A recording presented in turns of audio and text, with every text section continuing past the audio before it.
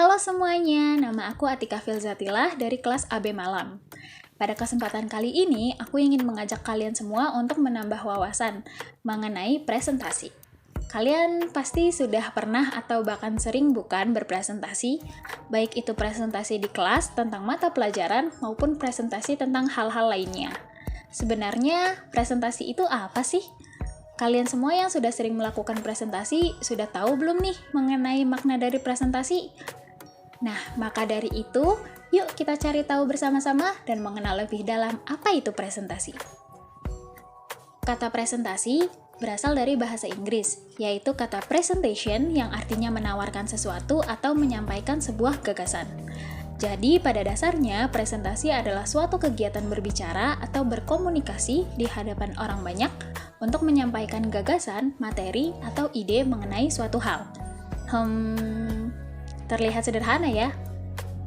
Walaupun terlihat sederhana, jika tidak memiliki kemampuan menjelaskan atau kemampuan public speaking di hadapan orang lain dengan baik, itu akan mendatangkan masalah loh.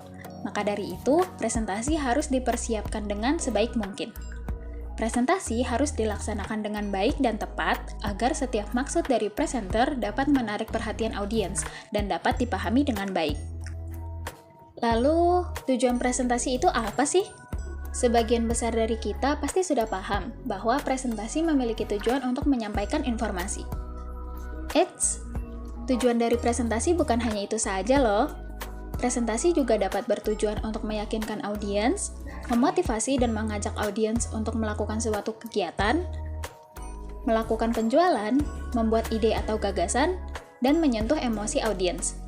Dan bahkan, presentasi juga bisa digunakan, walau hanya untuk memperkenalkan diri. Keren ya cara memperkenalkan dirinya. Kak, mau tanya dong. Biar kita nggak salah menentukan harus presentasi seperti apa, presentasi itu ada jenis-jenisnya nggak sih? Tentu saja ada. Presentasi sedikitnya memiliki 3 jenis, yaitu berdasarkan metode, berdasarkan materi, dan berdasarkan tempat.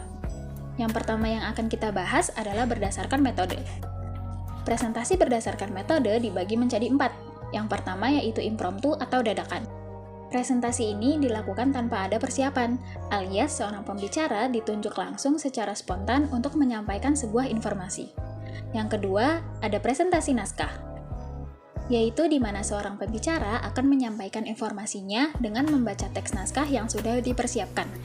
Terkadang berpresentasi dengan menggunakan metode ini dapat membuat audiens bosan dan tidak tertarik saat mendengarkannya. Selanjutnya yaitu presentasi ekstempor. Presentasi ekstempor adalah presentasi di mana seorang presenter mempersiapkan materi secara garis besarnya saja. Lalu pada saat berpresentasi, garis besar tersebut akan dijabarkan secara detail dengan melakukan improvisasi. Dan yang terakhir ada metode hafalan, yaitu dengan menghafal seluruh teks yang sudah dipersiapkan. Bisa dibilang metode ini berkebalikan dengan metode naskah. Dalam persiapannya, seorang presenter hanya akan menghafal isi teks dari seluruh informasi yang ingin disampaikan. Presentasi berdasarkan metode kan sudah. Jadi, yuk lanjut ke presentasi berdasarkan materi.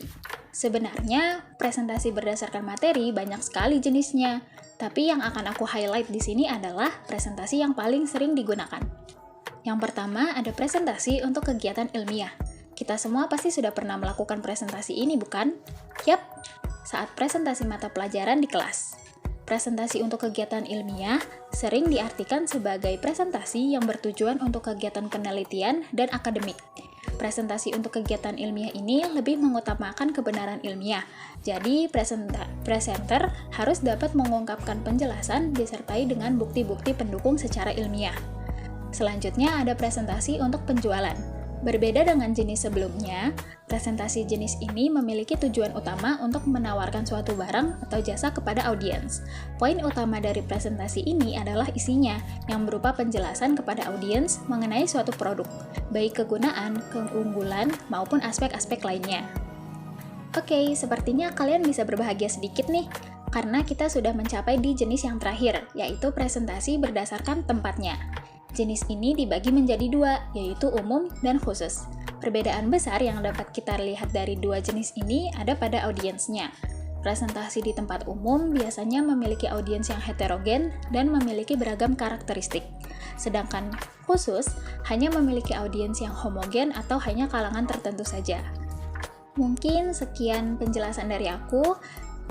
Mohon maaf jika ada salah-salah kata, dan terima kasih semuanya.